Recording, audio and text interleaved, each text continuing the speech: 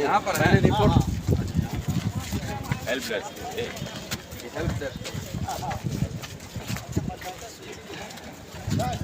आइए।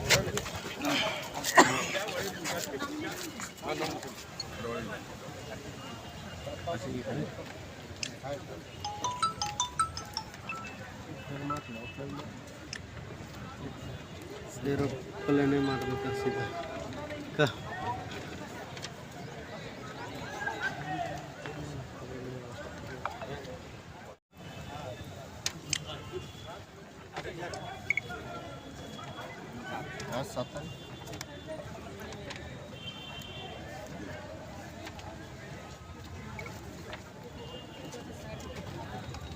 हाँ, क्या कुछ कहेंगे सर? आज नामांकन आपके पार्टी की तरफ से। देखिए आज नामांकन का दिन है और हम रामगढ़ के लोगों को एक ताकतवर उम्मीदवार देने जा रहे हैं जिसका नाम ही बजरंग है, बजरंग महतो।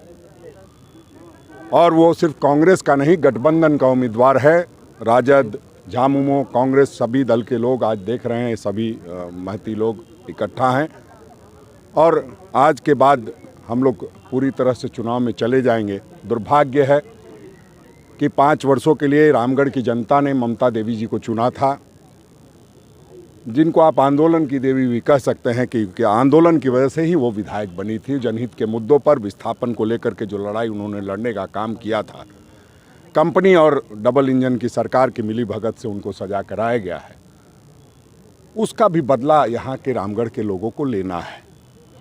तो हम समझते हैं कि आज शुरुआत है और जिस तरह का लोगों का रुझान दिख रहा है, जिस तरह से लोगों में उत्साह दिख रहा है, लोग पूरी तरह बदला लेने को तैयार हैं और बजरंग महतो को विधायक चुनने को तैयार दिखाई दे रहे हैं।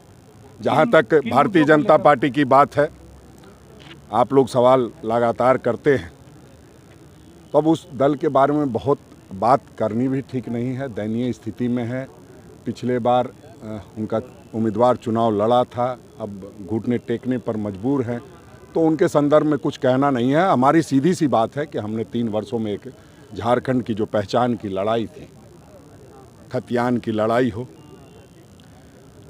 चाहे सरना धर्म कोड की बात हो, चाहे ओबीसी के 27% की बात हो, किसानों का कर्जा माफ़ करने की बात हो, सब फ्रंट पे हम लोगों ने काम किया है। आप देखेंगे तो हर जगह काम हुआ है।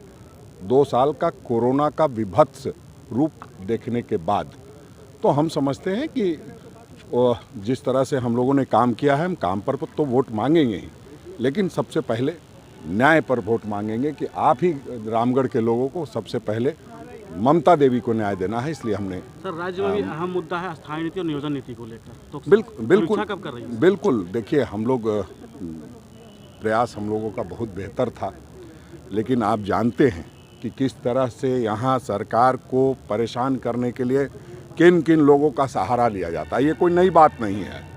और जिस तरह से सहारा लिया गया, जिस तरह से दस्तावेज लगाए गए, उसमें कहीं ना कहीं हमें उस चीज़ को रोकना पड़ा है।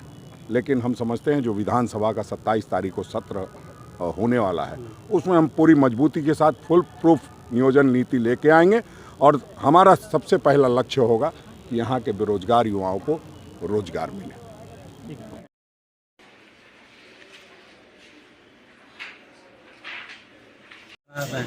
आइए हमारे नॉमिनेशन भर के यहाँ पे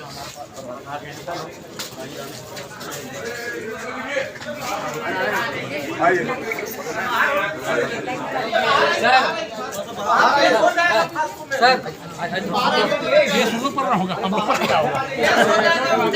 चले चल सजादा जी थोड़ा सा